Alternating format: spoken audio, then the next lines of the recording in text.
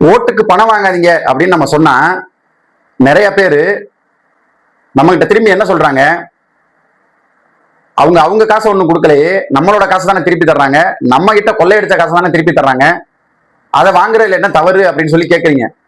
நான் என்ன கேட்கிறேன், அவங்க நம்மள்ட்ட கொள்ளையடிச்ச காசை தான் தர்றாங்க, நீங்களும் பணத்தை வாங்கிக்கிட்டீங்க, ஓட்டும் போட்டுட்டீங்க, ஆட்சி மறுபடியும் அமையுது. யாரு உங்களுக்கு பணம் கொடுத்தாங்கல்ல அவங்களோட ஆட்சி அமையுதுன்னு வைங்க.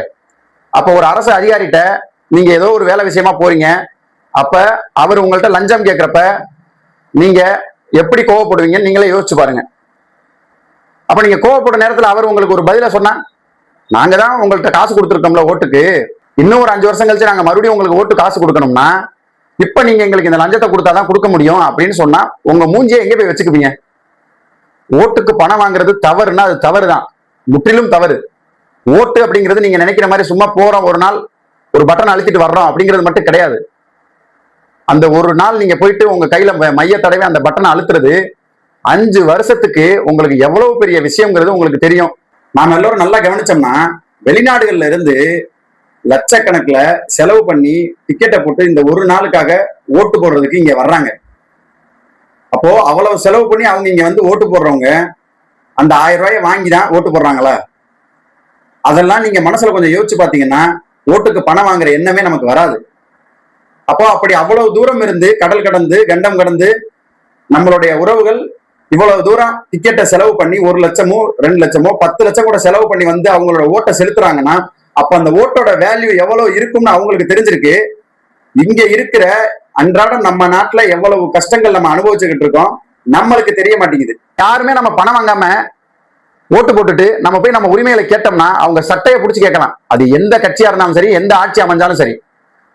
அப்ப நம்ம வாங்குறோம், அவங்க கொடுக்குறாங்க, திருப்பி நம்ம அத்தியாவசியத்தை ஏதாச்சும் போய் நம்ம கேட்க போறப்ப கொடுத்த பணத்தை திருப்பி கேட்கறாங்க, வட்டி முதலுமா. அதனால ஓட்டுக்கு பணம் வாங்குறது முற்றிலும் தவறு. தயவு செய்து சொல்றேன், மாற்றம் அப்படிங்கிறது நம்மகிட்ட இருந்தா மாறணும். அவர் வாங்குறாரே நான் வாங்குறேன், அவர் செய்யறாரே நான் செய்யறேன் அப்படிங்கிறது வேணாம். இதுல இன்னும் பெரிய கூத்து என்னன்னா 60-70 வருஷ அரசியலை கரைச்சு குடிச்ச மாதிரியும் விரல் நுனியில இருக்கிற மாதிரியும் நிறைய பேர் பேசுவாங்க. கடைசியில பார்த்தோம்னா இந்த 3 நாட்கள்ல 500 ரூபாய்க்கு 1000 ரூபாய்க்கு அவங்க ஓட்டை விற்கிறாங்க.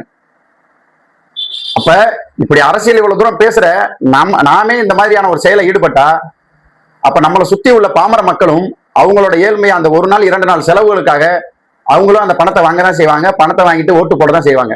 அப்ப உங்களோட சேர்ந்து அவங்களும் பாதிக்கப்படுறாங்கல்ல. உங்களுக்கு அவங்க கிராமத்துக்கோ அவங்க ஊருக்கோ அவங்க ஏரியாக்கோ அவங்க பகுதிக்கோ ஏதோ ஒரு விஷயம் வேணும்னு கேட்கிறப்ப நீங்க காசு வாங்கிட்டு தானே ஓட்டு போட்டீங்க, உங்களுக்கு ஏன் நாங்க அதை செய்யணும்னு கேட்டா அது எவ்வளவு பெரிய அவமானம், எவ்வளவு பெரிய அசிங்கம் நமக்கு. அதனால தயவு செஞ்சு சொல்றேன், இரு கரம் கூப்பி உங்கள்ட்ட எல்லார்ட்டையுமே நான் கேட்டுக்கிறேன், பணம் வாங்கியிருந்தா அதை திருப்பி கூட கொடுத்துருங்க. அந்த 1000 ரூபாய் 500 ரூபாய் 5000மோ நம்மளால சம்பாதிக்க முடியாதா? சம்பாதிக்க இயலாத நேரத்துல நம்ம இருக்கோம். நீங்க எல்லாம் ஓட்டுக்கு நம்ம எல்லாருமே ஓட்டு இருக்குங்க, ஓட்டு போய் போடுறோம், நம்மளுக்கு எல்லாரும் காசு கொடுக்குறாங்க.